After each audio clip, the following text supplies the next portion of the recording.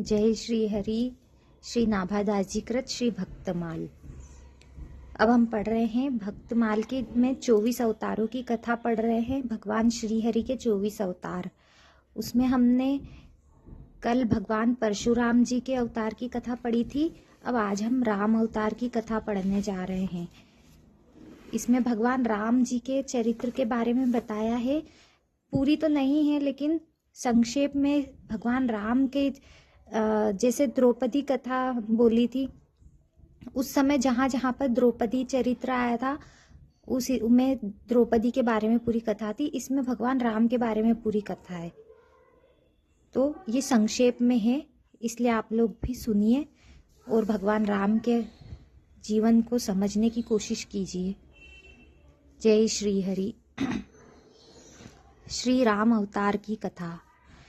जब जब होई धर्म के हानि, बाढ़ही असुर अधम अभिमानी। करहिम अनीति जाई नहीं बरनी, सीदहि विप्र धेनु सुर धरनी।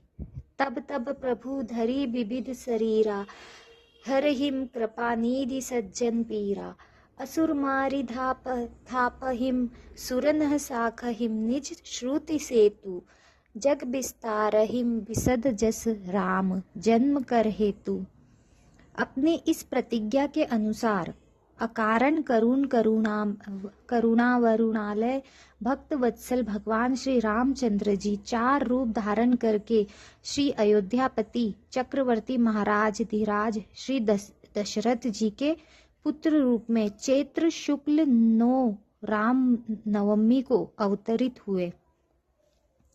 महारानी श्री कौशल्या जी की कुक्षी से श्री राम, श्री कैकेयी जी की कुक्षी से श्री भरत, श्री सुमित्रा जी की कुक्षी से श्री लक्ष्मण और शत्रुघ्न प्रकट हुए।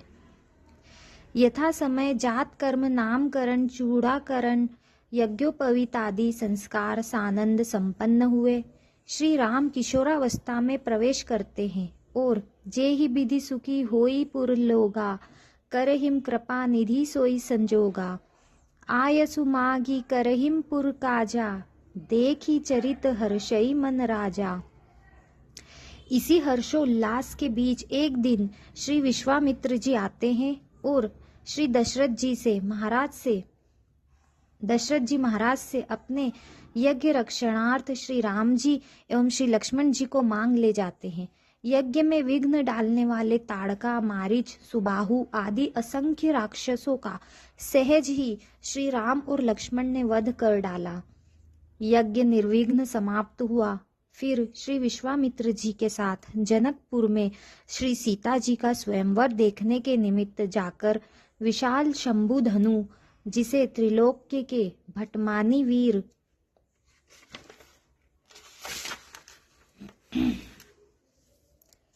डिगा भी न कर सके थे, उसे श्री राम ने मध्य से ऐसे तोड़ डाला जैसे मतवाला हाथी कमल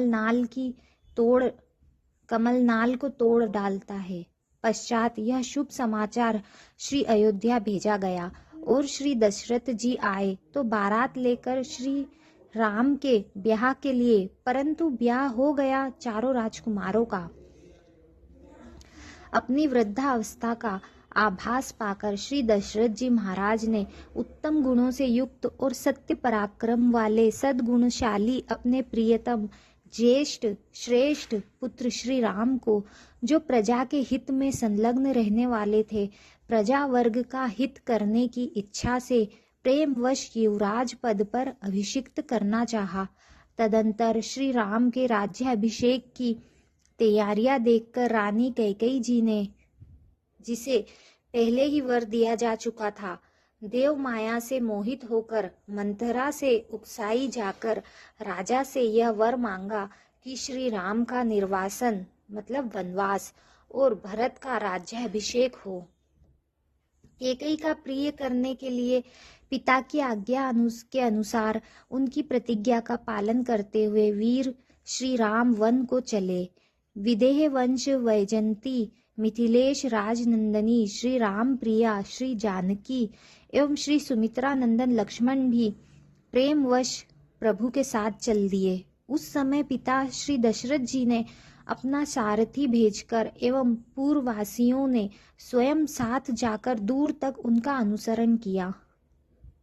श्री श्रृंगवेरपुर में गंगा तट पर अपने प्रिय सखा निषाद राज गुह के पास पहुंचकर धर्मात्मा श्री राम ने सारथी सुमंत जी को अयोध्या के लिए विदा कर दिया। निषाद राज गुह लक्ष्मण उस सीता के साथ श्री राम मार्ग में बहुत जल वाली अनेकों नदियों को पार करके एक वन से दूसरे वन को गए।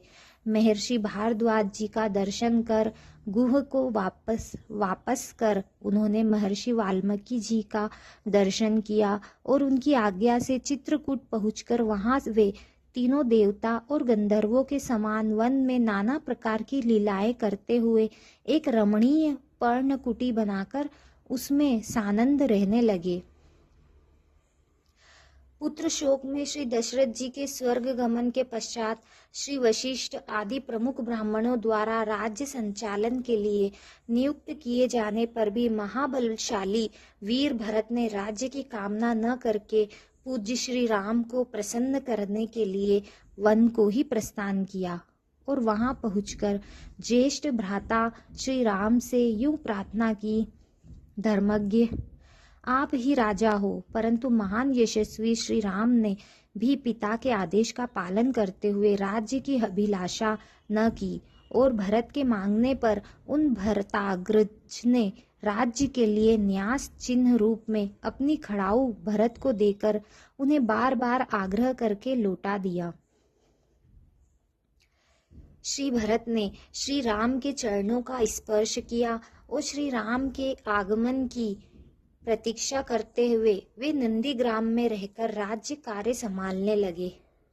श्री भरत के लौट जाने पर सत्य प्रतिज्ञ श्री राम ने वहां पर नागरिकों का पुनः आना जाना देखकर उनसे बचने के लिए दंडकारण्य में प्रवेश किया। उस महान वन में पहुंचने पर महावीर श्री राम ने विराध नामक राक्षस को मारकर श्री शरभंग सुतीक्ष्ण अगस्त्य आदि मुनियों का दर्शन किया। श्री राम ने दंडकारण्यवासी अग्नि के समान तेजस्वी उन ऋषियों को राक्षसों के मारने का वचन दिया और संग्राम में उनके वध की प्रतिज्ञा की। इसके पश्चात वहां ही रहते हुए श्री राम ने इच्छा अनुसार रूप बनाने वाली जन स्थान निवासिनी शूर्पणखा नाम की राक्षसी को लक्ष्मण के द्वारा उसके नाक कान काटकर कुरूप कर दिया। पश्चात शूर्पणखा द्वारा प्रेरित होकर चढ़ाई करने वाले खरदूषण त्रिशिरादि 14,000 राक्षसों को श्री राम ने युद्ध में मार डाला। तदंतर राक्षसेंद्र रावण ने प्रतिशोध की भावना से मारीच की सहायता से श्री जानकी जी का अपहरण कर लिया और श्री जानकी जी को लेकर जाते समय मार्ग में विघ्न डालने के कारण श्री जटायु जी को आहत कर दिया। पितृव्रत पुत्र जटायु के द्वारा ही श्री राम जी को श्री जानकी जी का पता मिला। पितृव्रत पूज्य जटायु के द्वारा ही श्री राम जी को श्री जानकी जी का पता मिला। तब अपनी गोद में प्राण त्यागते हुए श्री जटायु जी का अग्नि संस्कार कर वन में श्री सीता जी को ढूंढते हुए उन्होंने कबंध नामक राक्षस को देखा तो उसे भी तत्काल मारकर शुभ गति प्रदान की। कबंध के द्वारा संकेत पाकर श्री राम परम भागवती शबरी जी के यहाँ गए। उसने इनका पूजन किया। श्री राम ने शबरी का मातृवत सम्मान किया, उत्तम गति प्रदान की। फिर शबरी के संकेतानुसार श्री हनुमान जी से मिलकर सुग्रीव जी से मित्रता की और सुग्रीव के कथन अनुसार संग्राम में बाली को मारकर उसके राज्य पर श्री राम ने सुग्रीव को ही बैठा दिया। तब उन वनराज सुग्रीव ने भी सभी वानरों को बुलाकर श्री जानकी जी का पता लगाने के लिए भेजा। संपाति नामक ग्रंथ के पता बताने पर महाबलवान श्री हनुमान जी 100 योजन विस्तार वाले क्षार समुद्र को कूद कर लांघ गए। वहां रावण पालित लंकापुरी में पहुंचकर उन्होंने अशोक वाटिका में श्री सीता जी को चिंतामग्न देखा। तब उन विदेह नंदिनी को पहचान मुद्रिका देकर श्री राम का संदेश सुनाया और उन्हें सांत्वना देकर उन्होंने वाटिका का विध्वंस कर डाला। साथ ही अक्षय कुमार आदि असंख्य राक्षसों का संहार कर डाला। इसके बाद में वे जानबूझकर पकड़ में आ गए। श्री ब्रह्मा जी के वरदान से अपने को ब्रह्मपाश से छुटा हुआ जानकर भी वीर हनुमान जी ने अपने को बांधने वाले उन राक्षसों का अपराध स्वेच्छा अनुसार सह लिया।